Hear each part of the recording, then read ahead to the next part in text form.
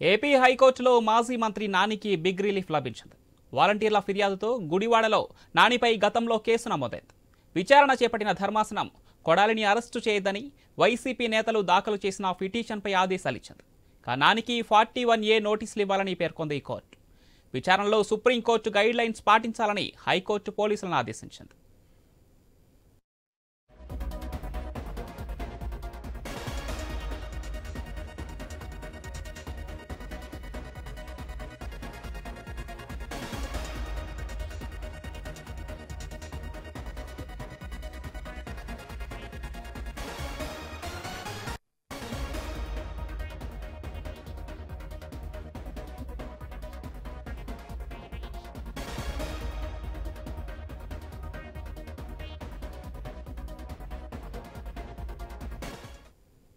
AP హైకోర్టులో మాజీ మంత్రి నానికి బిగ్ రిలీఫ్ లభించింది. వాలంటీర్ల ఫిర్యాదుతో గుడివాడలో నానిపై గతంలో కేసు నమోదైంది.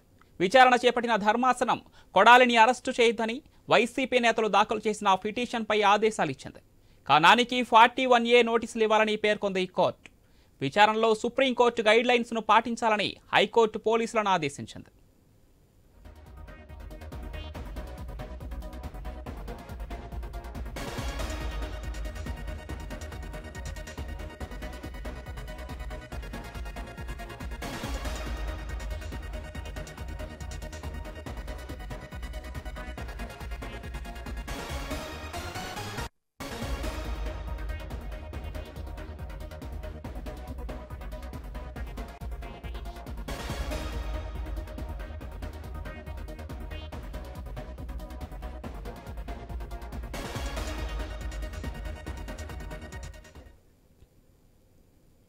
ఏపీ హైకోర్టులో మాజీ మంత్రి నానికి బిగ్ రిలీఫ్ లభించింది. వాలంటీర్ల ఫిర్యాదుతో గుడివాడలో నానిపై గతంలో కేసు నమోదైంది. విచారణ చేపట్టిన ధర్మాసనం కొడాలిని అరెస్టు చేయొద్దని వైసీపీ నేతలు దాఖలు చేసిన పిటిషన్పై ఆదేశాలు జారీ చేసింది. నానికి 41A కింద నోటీసులు ఇవ్వాలని పేర్కొంది కోర్టు. విచారణలో సుప్రీంకోర్టు గైడ్ లైన్స్ను పాటించాలని హైకోర్టు పోలీసులను ఆదేశించింది. ఇదే అంశానికి సంబంధించి మరింత సమాచారం మా విజయవాడ కరెస్పాండెంట్ హరీష్ లైవ్ ద్వారా అందిస్తారు. ఎస్ హరీష్.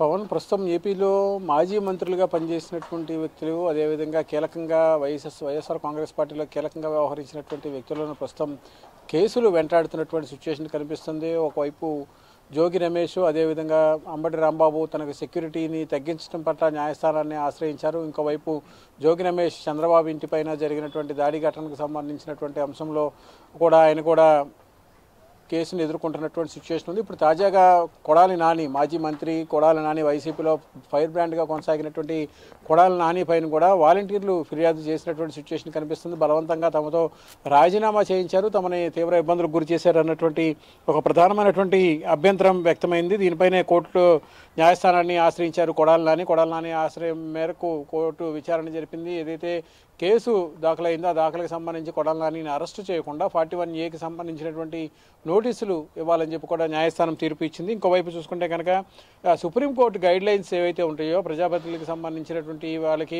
పబ్లిక్ లైఫ్లో ఉన్నటువంటి వాళ్ళకి ఏదైతే నిబంధనలు ఉంటాయో ఆ సుప్రీంకోర్టుకి సంబంధించినటువంటి గైడ్ లైన్స్ని ఫాలో కావాలని చెప్పి ఒక ఇన్స్ట్రక్షన్ కూడా జారీ చేసింది హైకోర్టు. అందులో భాగంగానే హైకోర్టు ఇచ్చినటువంటి తీర్పుతో ఒక రకంగా కొడాలి నానికి కొంతవరకు రిలాక్సేషన్ లభించిందని చెప్పుకోవచ్చు. ఎందుకంటే 41A నోటీసులు ఇచ్చిన తర్వాత దానికి సంబంధించినటువంటి అభ్యంతరాలను కూడా తెలియజేసుకునేటువంటి అవకాశం ఉంది. అయితే వేరొక కేసు, మరొక కేసు ఏదైనా ఉంటే కనుక ఆ కేసులో కొడాలి నానిని వెంటనే అరెస్ట్ చేసేటువంటి అవకాశం కూడా ఉంటుంది. కానీ ఇలాంటి సిచ్యువేషన్ కనిపిస్తున్నటువంటి నేపథ్యంలో ప్రస్తుతం ఏపీ రాజకీయాలన్నీ కూడా ఒకవైపు కోర్టు, అదేవిధంగా పోలీస్ స్టేషన్కి సంబంధించినటువంటి కేసులతో నడుస్తున్నటువంటి సిచ్యువేషన్ కనిపిస్తుంది.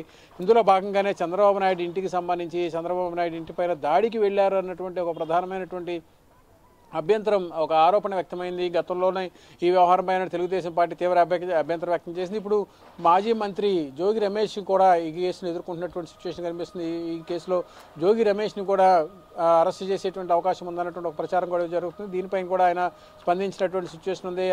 అరెస్టులకి కానీ ఎటువంటి బెదిరింపులకు కానీ దాన్ని భయపడేటువంటి అవకాశం లేదని కూడా ఆయన స్పష్టం చేశారు. ఇప్పుడు కొడాలి నానికి సంబంధించినటువంటి వంతు వచ్చింది. కొడాలి నాని కూడా వాలంటీర్లు ఏదైతే కేసు నమోదు చేశారో ఆ వాలంటీర్లు కేసు నమోదు చేసినటువంటి దానిపైన పోలీసులు కేసు నమోదు చేయడం, అరెస్టు వరకు దారితీసేటువంటి అవకాశం ఉండడంతో ఆయన న్యాయస్థానం తలుపు తట్టాల్సినటువంటి సిచ్యువేషన్ వచ్చింది. దీంతో న్యాయస్థానం ఇచ్చినటువంటి తీర్పుతో కొంతవరకు రిలాక్సేషన్ లభించినట్టుగా కానీ చెప్పుకోవచ్చు. ఇలా చూసుకుంటే కనుక వరుసగా ఏపీలో రాజకీయాలంతా కూడా ఒక రకంగా హాట్ టాపిక్గా మారింది.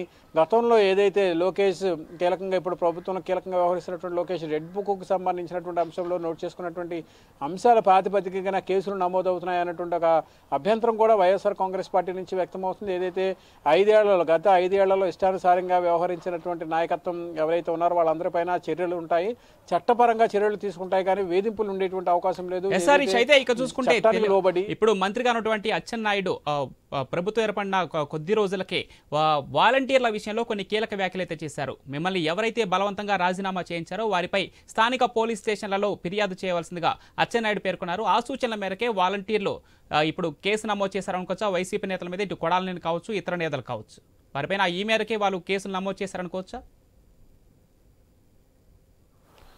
ఖచ్చితంగా, ఎందుకంటే ఒక రకంగా ప్రభుత్వం భరోసా ఇస్తుంది.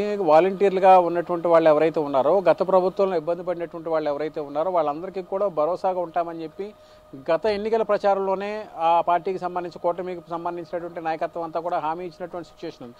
అందులో భాగమే వాలంటీర్లు కూడా. వాలంటీర్లకు సంబంధించినటువంటి వ్యవహారంలో ఎన్నికల సమయంలో పెన్షన్ల పంపిణీ దగ్గర మొదలైనటువంటి వాలంటీర్లకు సంబంధించినటువంటి ఇష్యూస్కి సంబంధించి, అదేవిధంగా ఇతర సంక్షేమ పథకాలకు సంబంధించి ఎన్నికల విధుల్లో వాలంటీర్లు ఉండకూడదు అన్నటువంటి ఒక ప్రధానమైనటువంటి అభ్యంతరం కూటమి పార్టీలు వ్యక్తం చేసినటువంటి సిచ్యువేషన్ కావచ్చు. ఇలా ప్రతి అంశంలోనూ దాదాపుగా వాలంటీర్లకు సంబంధించినటువంటి ఇష్యూ మిక్స్ అయి ఉన్నటువంటి పరిస్థితి ఉంది. సో ఇప్పుడు వాలంటీర్లు ఎవరైతే ప్రభుత్వం ఎన్నికల ముందు రాజీనామా చేశారో ఆ రాజీనామా చేసినటువంటి వాళ్ళంతా కూడా కూటమి ప్రభుత్వం వచ్చిన తర్వాత తమ ఆవేదన వ్యక్తం చేసుకుని తమ సమస్యలు చెప్పుకునేటువంటి ప్రయత్నం చేశారు. ఎందుకంటే గత ప్రభుత్వం చెప్పినట్టుగా కూడా రాజీనామా చేసాము, ఆ రాజీనామా చేసినటువంటి 3 నెలల కాలానికి కూడా party YSR Congress party salaries ఇస్తుంది అన్నటువంటి ఒక హామీ కూడా ఇచ్చారు. అయితే అది కూడా అమలు కాలేదు అన్నటువంటి ఒక ఆవేదన వ్యక్తమైనటువంటి నేపథ్యంలో ఇప్పుడు భవిష్యత్ కార్యాచరణకు సంబంధించినటువంటి అంశంలో భాగంగా కూటమి ప్రభుత్వం అధికారంలోకి వచ్చిన తర్వాత గత ప్రభుత్వంలో ఇబ్బంది పడినటువంటి వాళ్ళు, గత ప్రభుత్వం ఒత్తిడికి లోనైనటువంటి వాళ్ళు ఎవరైతే ఉన్నారో వాళ్ళందరినీ కూడా ఆదుకుంటామన్నటువంటి ఒక హామీ ఇచ్చినటువంటి నేపథ్యంలో అందులో భాగంగానే వాలంటీర్లు కూడా తమ సమస్యను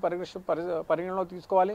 తమని బలవంతంగా రాజీనామా చేయించారు కాబట్టి తిరిగి తమకు ఉపాధి అవకాశాలు కల్పించేటువంటి క్రమంలో భాగంగా తమను ఆదుకోవాలన్నటువంటి ఒక విన్నపం ఇప్పుడు కూటమి ప్రభుత్వం చేస్తున్నటువంటి నేపథ్యంలో ఈ అంశం ఎలాంటి మలుపు తిరుగుతుందన్నది కూడా ఒక రకంగా ఆసక్తికరంగా మారింది. పవన్, ఇక చూసుకుంటే కొడాలి నాని తరపు లాయర్లు దీనిపై ఏ రకంగా వాదిస్తున్నారు అనుకోవచ్చు? కొడాలి నాని ఈ విషయంపై అంటే బలవంతంగా తమతో రాజీనామా చేయించారని చెప్పి వాలంటీర్లు నమోదు చేసిన కేసుపై కొడాలి నాని ఏ విధంగా స్పందించారనుకోవచ్చు?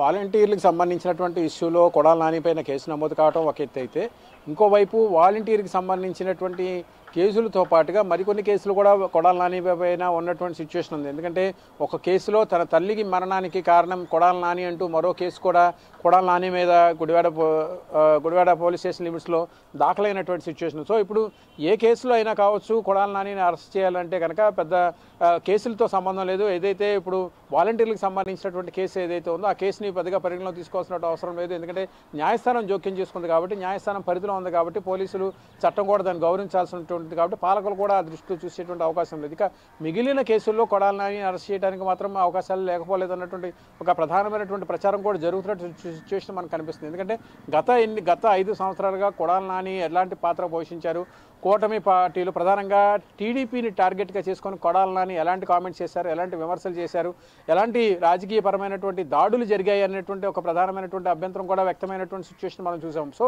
ఇప్పుడు కూటమి ప్రభుత్వం వ్యూహాత్మకంగా భారీ మెజారిటీతో అధికారంలోకి రావడం, అంతకుముందే కూటమి ప్రభుత్వంలో కీలకంగా ఉన్నటువంటి తెలుగుదేశం పార్టీ నేతలు కూడా చాలా క్లియర్గా చెప్పారు, కొడాలి నాని అదేవిధంగా వల్లభనేని వంశీ పైన చట్టపరంగానే చర్యలు తీసుకుంటాము, చట్టపరంగా వ్యవహరిస్తామన్నటువంటి ఒక ప్రధానమైనటువంటి రాజకీయ హెచ్చరిక ఏదైతే జారీ చేశారో ఇప్పుడు కూడా అదే రకమైనటువంటి సిచ్యువేషన్ మనకు కనిపిస్తుంది. ఎందుకంటే కొడాలి నాని మీద వరుసగా ఎప్పుడైతే ప్రభుత్వం మారిన తర్వాత కూటమి ప్రభుత్వం అధికారంలోకి వచ్చిందో గుడివాడ లాంటి పట్టణంలో సైతం కొడాలి నాని ఓడిపోయి కూటమికి సంబంధించి టీడీపీకి సంబంధించినటువంటి అభ్యర్థి విజయం సాధించినటువంటి నేపథ్యంలో ఇక భవిష్యత్ కార్యాచరణకు సంబంధించినటువంటి అంశాలు కూడా ఒక రకంగా ఆసక్తికరంగా మారాయి.